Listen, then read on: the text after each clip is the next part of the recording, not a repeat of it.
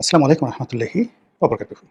সম্মানিত দর্শক, সাবেক প্রধানমন্ত্রী আওয়ামী লীগ সভানেত্রী শেখ হাসিনা তার পতনের জন্য, তাকে ডুবানোর জন্য যে সকল উপসর্গ এবং যে সকল কারণ একেবারে প্রথম টপ 10 হিসেবে আপনি চিহ্নিত করবেন যে এই 10টি কারণে শেখ হাসিনার পতন হয়েছিল।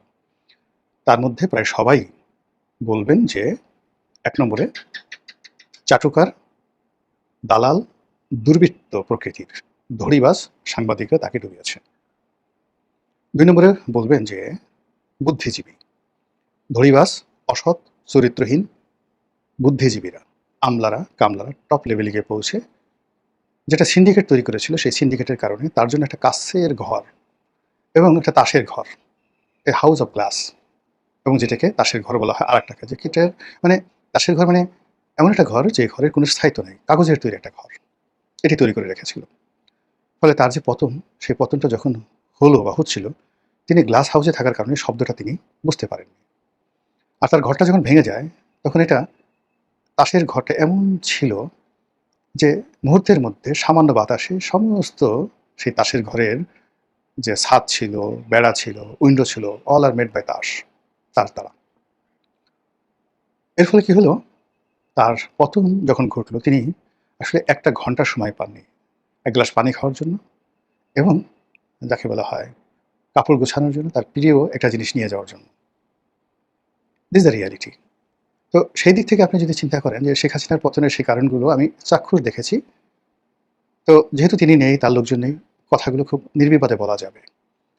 আর বাস্তবতা হলো যে শেখ হাসিনার জামানাতে শেখ হাসিনার পতনের জন্য যে উপসর্গগুলো ছিল, তার সাথে ১০০ গুণ নয়, ১,০০০ গুণ ভয়ঙ্কর, বাজে, চরিত্রহীন, অযোগ্য, অথর্ব, অপদার্থ, কুৎসিত, বিদঘুটে সাংবাদিক নামের যারা কলঙ্ক, তারা এই জমানাতে এসে পুরো সংবাদপত্র জগৎ, মিডিয়া ইন্ডাস্ট্রি, পুরো প্রধানমন্ত্রীর যে ইমেজ, বিএনপির ভবিষ্যৎ, সব কিছু রাক্ষসের মতো, খোক্কসের মতো অথবা ক্যান্সারের মতো শুষে শুষে খাচ্ছে। কথাগুলো বলবো, তার আগে বলে নেই শেখ হাসিনার জমানার কথা। আমি যখন এমপি ছিলাম, ঠিক সেই সময়টাতে এই জিনিসগুলো আমার খুব খুব বাজে লাগতো। কিন্তু ২০১৩-১৪ সন পর্যন্ত আসলে পরিস্থিতিটা অতটা খারাপ হয়নি। পরিস্থিতিটা খারাপ হলো যখন প্রথম বিনা ভোট হলো, মানে যেটা বিনা প্রতিদ্বন্দ্বিতা নির্বাচন হলো ১৪-র পর থেকে। উনি ওই নির্বাচনের পরপর একটা পিঠে এবং পায়েসের উৎসব আয়োজন করলেন গণভবনে, এবং সেখানে গিয়ে এই অপদার্থ সাংবাদিক, বুদ্ধিজীবীরা, চরিত্রহীন ব্যবসায়ীরা তারা একেবারে হুমড়ি খেয়ে পড়ল পিঠে পায়েস খাওয়ার জন্য। এবং ওখান থেকে শেখ হাসিনার যে পতন শুরু হলো, এবং তিনি ধীরে ধীরে যেভাবে পতনের অতলান্তে ছড়িয়ে পড়লেন, ওনার ছাত্রলীগ, ওনার যুবলীগ, ওনার দলের যারা ডেডিকেটেড আমলা কামলা ছিলেন, ওনার প্রিয় যারা ছিলেন, উনি যাদেরকে ভালোবাসতেন, এভাবে বহু মানুষ এদের কারণে, এদের দুর্গন্ধের কারণে সেখান থেকে সরে আসলো। উনি এই কাছের ঘরে বসে বা তাসের ঘরে বসে তিনি যে কাজগুলো করতেন, সেই কাজগুলো মোটামুটি যাকে বলা হয় ওনাকে ধীরে ধীরে ধীরে ধীরে বাস্তবতা থেকে বহু দূরে নিয়ে গিয়েছিল। ঠিক সেই সময়টাতে আমি একটা লেখা লিখেছিলাম। এটিকে আমি এমপি অবস্থায় নেই ২০১৪ সনের পর আমার মুখে নেই, মনে নেই, বাংলাদেশ প্রতিদিনে লিখেছিলাম তাসের ঘরে বাঁশের খুঁটি। আমি যে লেখাগুলো লিখি, সেই লেখাগুলো আবার কম্পাইলড হয়ে সেগুলো প্রকাশিত হয় বই আকারে, এবং আমার একটা বইও আছে, তাসের ঘরে বাঁশের খুঁটি, one of the best seller বই বাংলাদেশের। তো যা হোক, ক্ষুদ্র আমার অবস্থান থেকে আমি প্রাণান্ত চেষ্টা করেছি শেখ হাসিনার সমালোচনা করার জন্য। কিন্তু যে দৃশ্যগুলো আমি দেখেছি, আমার কিছু বন্ধু-বান্ধব ছিলেন যারা একেবারে শেষ সময় পর্যন্ত তারা আসলে দালালি করতে চাননি। বরং এ সকল দালাল যারা গ্রুপ আছে, তাদের সঙ্গে তারা অনেকটা কন্ট্রাডিক্ট করতেন। মানে বন্ধু-বান্ধব মানে সাংবাদিকদের মধ্যে বন্ধু-বান্ধব, আমি নাম বললাম না।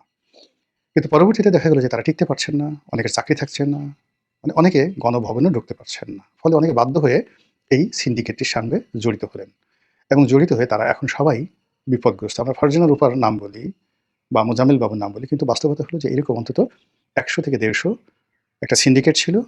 তাদের মধ্যে অন্তত ৫০ জন ছিলেন লিডিংয়ে, আর ৫০ জন ছিলেন বাই চান্স বা পরিবেশ পরিস্থিতির কারণে।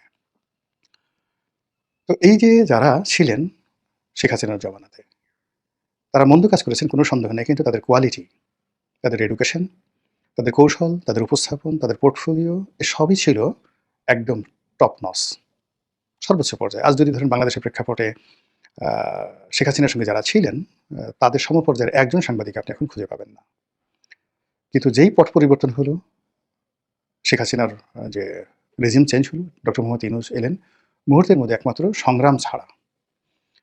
সংগ্রাম আর নয়া দিগন্ত ছাড়া প্রায় সবগুলো পত্রিকা বিএনপির নামে এই তথাকথিত সাংবাদিকদের একাধিক বা সিন্ডিকেট তারা দখল করে ফেলল, এবং এটাকে গণিমতের মাল হিসেবে, হয়তো কোনোটার মালিক আওয়ামী লীগ, কোনোটার মালিক কোনো ব্যবসায়ী প্রতিষ্ঠান, কোনোটার মালিক হয়তো আওয়ামী লীগের কোনো নেতা, জাস্ট লাইক এটাকে একটা গণিমতের মাল হিসেবে তারা ভাগাভাগি করে নিল। এই ভাগাভাগি করে তারা যে লুটতরাজের রাজনীতি শুরু করলো, এটা সংবাদপত্র জগতে অতীতে কেউ কখনো করতে পারেনি। গত ২ বছরে যা হয়েছে, শেখ হাসিনা যদি আরো ২০০ বছর ক্ষমতায় থাকতেন, সেক্ষেত্রে ফারজানা রূপা বা মোজাম্মেল বাবুরা ২০০ বছর যদি জীবিত থাকতেন, তারা যে কাজটি করতে পারতেন সেগুলো ফেল মেরেছে এই গত ২ বছরের কুকর্মের কারণে। পুরো সংবাদপত্র জগৎ থেকে মেধাবীদেরকে তাড়িয়ে দেওয়া হয়েছে। এখানে কলমকে, বিজ্ঞানের কালিকে, কলমকে মানে কলুষিত করা হয়েছে। তারেক রহমান সাহেব যে একটা ভালো কথা শুনবেন, বা কোনো পত্রিকায় যে সত্যিকার অর্থে একটা ভালো কলাম লেখা হবে যেটা উনি পড়তে বাধ্য হবেন, এই রাস্তাটাই বন্ধ করে দেওয়া হয়েছে। যেখানে বিএনপির বি, এর সঙ্গে একটু মিল আছে, অড হয়, এরকম কোনো শব্দই এই সিন্ডিকেট, সেটা প্রথম আলো হোক, কালের কণ্ঠ হোক, বাংলাদেশ প্রতিদিন হোক, কিংবা নয়া দিগন্ত হোক, এরা ওই লেখাগুলো ছিঁড়ে কুচি কুচি করে ফেলে দিচ্ছে। এখানে যে সকল খবর আসছে, সামনের সারিতে আসছে, এগুলো সরকারের জন্য দীর্ঘমেয়াদে মারাত্মক বিপদ ডেকে নিয়ে আসবে।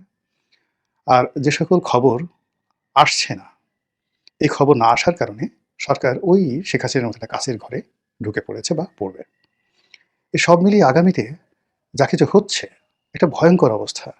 যে ভয়ঙ্কর অবস্থার মধ্যে সরকার ক্রমশ বাতাসহীন হয়ে পড়বে মিডিয়া না থাকার কারণে, ক্রমশ শব্দহীন হয়ে পড়বে, চারিদিকে সে কিছু শুনতে পাবে না, হোয়াট ইজ রং আর রাইট। তাকে যখন বাস্তবে কোনো একটা জায়গাতে নিয়ে যাওয়া হবে, যেহেতু সবসময় সে একটা শব্দহীন অবস্থার মধ্যে থাকে, কাজেই বিরূপ একটা পরিস্থিতি যাওয়ার সঙ্গে সঙ্গে তার মানে চিৎকার চেঁচামেচিতে তার কান বন্ধ হয়ে যাবে।